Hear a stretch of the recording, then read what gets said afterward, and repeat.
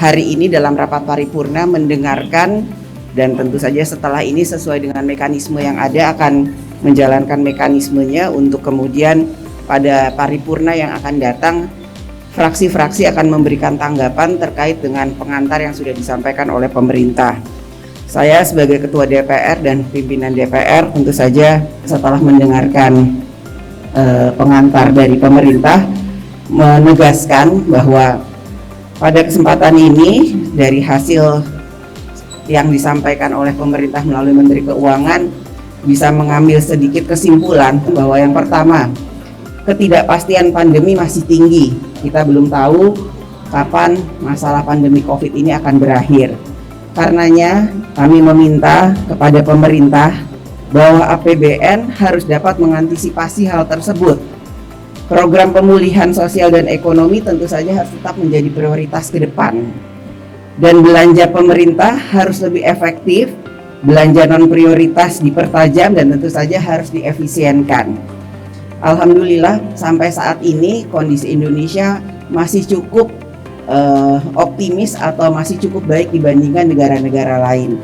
Namun ketidakpastian akan masalah pandemi ini tentu saja membuat kita harus bisa berdisiplin terhadap tantangan-tantangan dan dinamika yang akan ada ke depan yang tentu saja kita belum bisa prediksi seperti apa.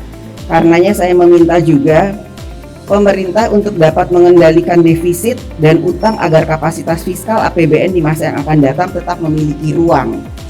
Bagaimana kemudian kita memprioritaskan program yang dapat meningkatkan nilai tambah ekonomi dan penghasilan untuk rakyat.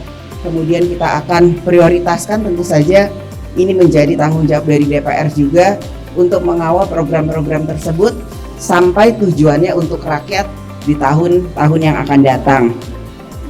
Tentu saja masalah-masalah yang salah satunya harus diperbaiki adalah masalah struktural terkait dengan sumber daya manusia, infrastruktur, kemudian produktivitas yang rendah, dan tentu saja birokrasi dan institusi serta regulasi yang masih rumit, tadi juga disampaikan.